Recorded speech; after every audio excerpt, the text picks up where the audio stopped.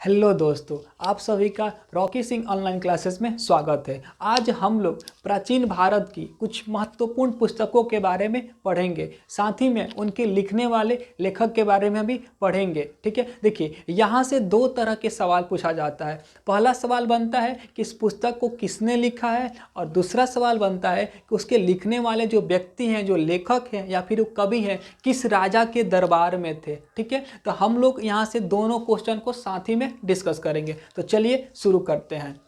देखिए, सबसे पहला सवाल है कि महाभाष्य, ठीक है, जो महाभाष्य है उसके लेखक कौन है। ओके, तो जो महाभाष्य को किसने लिखा है, इसके लेखक है पतंजलि। ओके, महाभाष्य के लेखक कौन है, पतंजलि। और जो पतंजलि हैं, आखिर वो किस राजा के दरबार में थे, किसके दरबार में थे। जो पतंजलि रहते हैं वो पुष्यमित्र शुंग के दरबार में रहते हैं। किसके, पुष्यमित्र शुंग के दरबार में रहते हैं। और इनका संबंध, पुष्यमित्र जो शुंग है, इनका संबंध किस वंश से है, तो इनका जो संबंध है शुंग वंश से ही संबंधित व्यक्ति हैं। ओके, इन्होंने ही शुंग वंश की क्या की थी, तो स्थापना किया था। ओके, चलिए दूसरे नंबर पर हम आते हैं। दूसरा नंबर पर है कि हर्षचरित्र। ठीक है, हर्षचरित्र या फिर दूसरा पुस्तक है कादम्बरी। ओके, दो पुस्तक है, एक है हर्षचरित्र और दूसरा है कादम्बरी। दोनों के लेखक एक ही व्यक्ति है। तो उनकी किसकी रचना है, तो हर्षचरित्र और कादम्बरी को किसने लिखा है, बाणभट्ट ने लिखा है। किसने, बाणभट्ट ने लिखा है। ओके, अब सवाल आता है कि बाणभट्ट किसके दरबार में थे। ओके,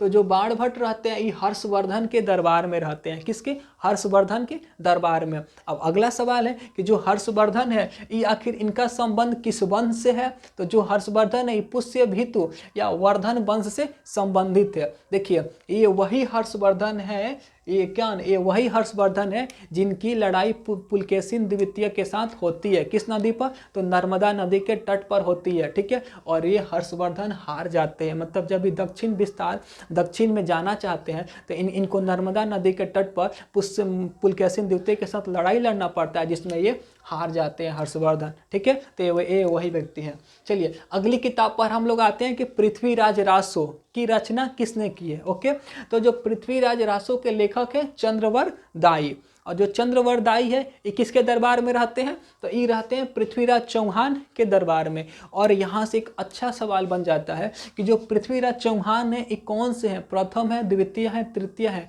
तो ये पृथ्वीराज चौहान थर्ड व्यक्ति हैं। ओके, ये पृथ्वीराज चौहान तृतीय है और इन्हीं के दरबार में ये रहते हैं चंद्रवर दाई। और इनका संबंध किस वंश से है, तो चौहान वंश से है। ये वही पृथ्वीराज चौहान है जिनके साथ मोहम्मद गौरी की तराइन के मैदानों में लड़ाई होती है।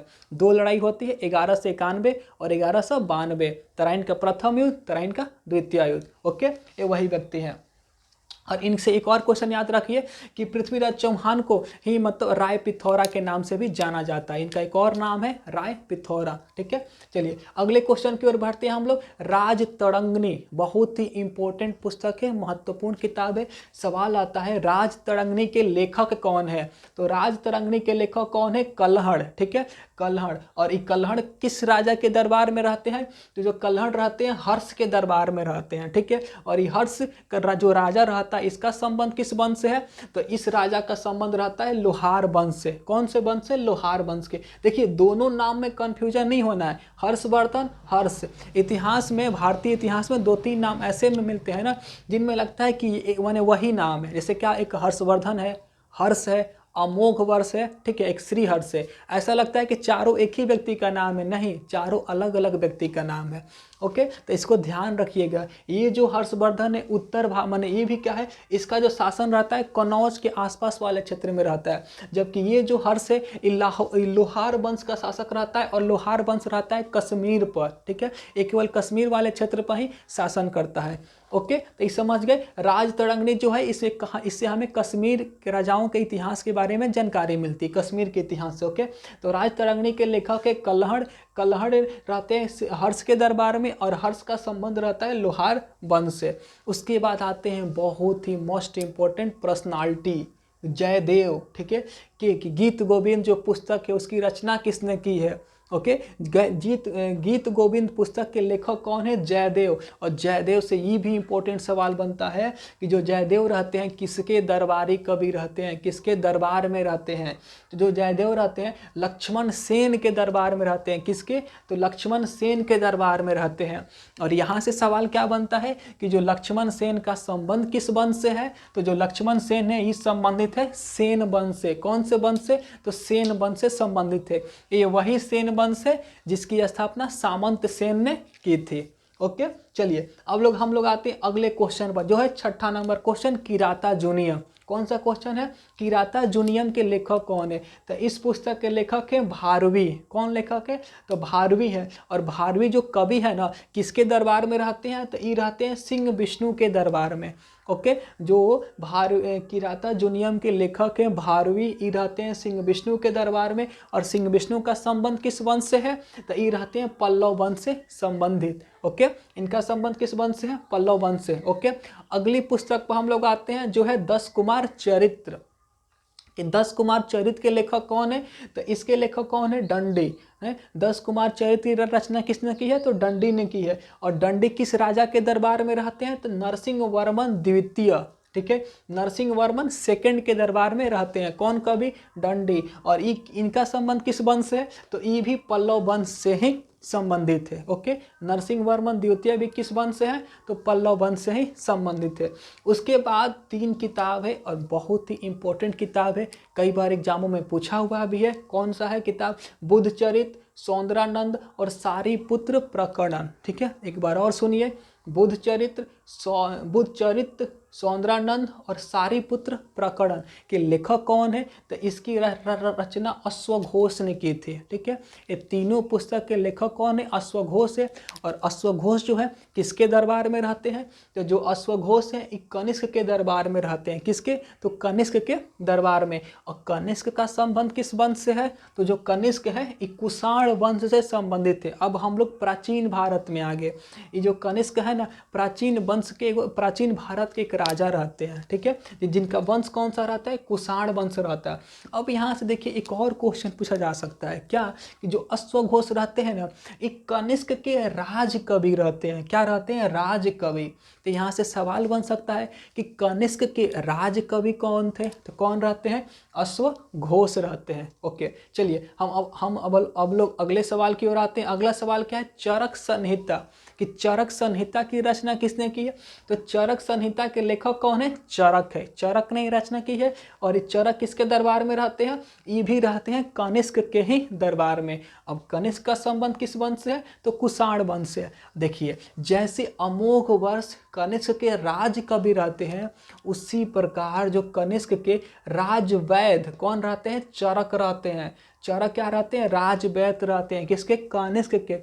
राजवैद्य का मतलब चिकित्सक रहते हैं। जो चरक रहते हैं एक डॉक्टर रहते हैं। किसके? तो कनिष्क के रहते हैं। ओके, चलिए, और ये जो है हरिकेली एक संस्कृत नाटक है। क्या है? तो एक संस्कृत नाटक है। और इसकी रचनाकार कौन है? माने इसके लिखने वाले कौन है? तो इसको लिखने वाले एक राजा है। इसकी रचना एक शासक ने की है। उनका नाम क्या है? उनका नाम है विग्रहराज चतुर्थ, या इन्हीं को बिसल देव के नाम से भी जाना जाता है। ओके, इनका दो नाम, इनका एक फेमस भी नाम है बिसल देव। ठीक है, तो हरिकेली नाटक के लेखक कौन है? विग्रहराज चतुर्थ। इन्हीं को बिसल देव भी कहा जाता है। क्योंकि ये तो एक शासक है तो इनका संबंध किसी ना किसी वंश से होगा। ठीक है, तो ये जो है विग्रहराज चतुर्थ, इनका संबंध किस वंश से है? तो चौहान वंश से है। चौहान वंश के सबसे फेमस व्यक्ति कौन से हैं? तो हम लोग को पता है पृथ्वीराज चौहान तृतीय।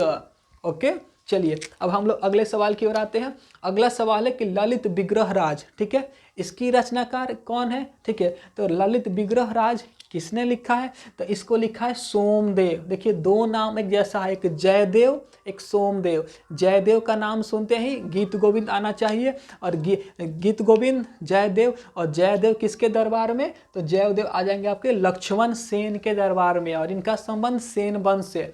उसी प्रकार एक है सोमदेव। सोमदेव ने क्या लिखा है? ललित विग्रहराज लिखा है। और ये किसके दरबार में रहते हैं? तो विग्रहराज चतुर्थ, माने इन्हीं के दरबार में रहते हैं। विग्रहराज चतुर्थ या बिसल देव के दरबार में सोमदेव रहते हैं।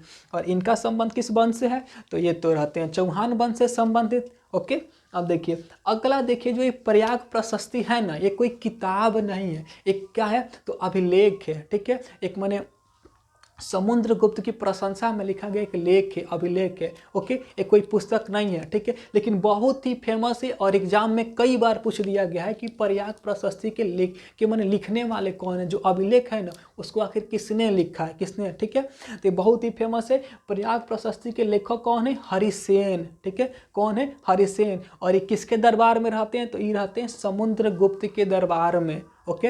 और समुद्रगुप्त का संबंध किस वंश से है, तो यह गुप्त वंश से संबंधित, ओके। जो समुद्रगुप्त रहते हैं गुप्त वंश के सबसे प्रतापी राजा रहते हैं, सबसे पावरफुल किंग रहते हैं, ओके। और इनके बारे में कहा जाता है कि इनकी संगीत में रुचि थी, इनकी क्या थी, संगीत में दिलचस्पी थी। ऐसा क्यों कहा जाता है कि इनका हमें एक सिक्का मिला है जिस पर बीड़ा बजाते हुए ना मैंने बीड़ा का अंकन है, ठीक है। और बीड़ा का संबंध तो संगीत से है, इसीलिए ऐसा कहा जाता है, माना जाता है कि इनकी जो रुचि थी ना समुद्रगुप्त की, उस इनकी जो रुचि थी ना संगीत में थी, ओके।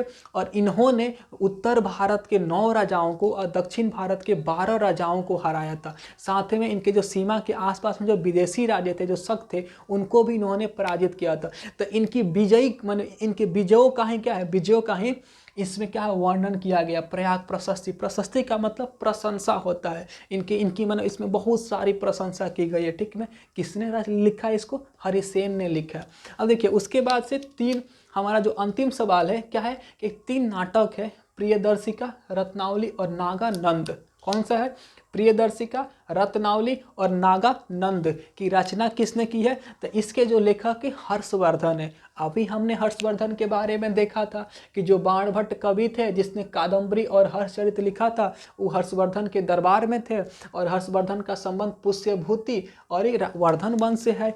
और यहाँ पर हर्षवर्धन ने 2-3 किताबें लिखी है, क्या नाम है उसका, प्रियदर्शिका, रत्नावली और नागानंद नाम है, ठीक है। और हर्षवर्धन का संबंध हो जाएगा गुप्त पुष्यभूति या वर्धन वंश से। अब देखिए इन किताबों के बारे में कहा जाता है ना कि इसकी रचना हर्षवर्धन ने नहीं की है, एक धावक नाम के कवि ने की है। हर्षवर्धन ने क्या किया था, उनको कुछ पैसे दिए थे और उस धावक नाम के कवि ने हर्षवर्धन के नाम से इन किताबों को लिख दिया।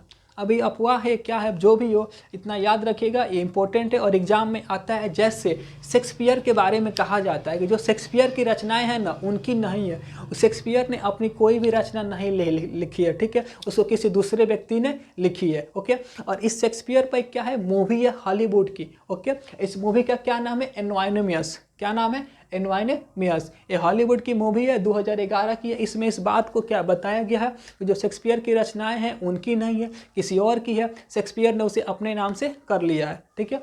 तो टाइम मिले तो एक बार देख लीजिएगा, हॉलीवुड की है, अच्छी मूवी है, ओके। चलिए तो आज हम लोग इतना ही रहने देते हैं, अगली वीडियो में हम लोग इसके आगे जितनी सारी किताबें हैं उस सब के बारे में पढ़ेंगे। चलिए, थैंक यू।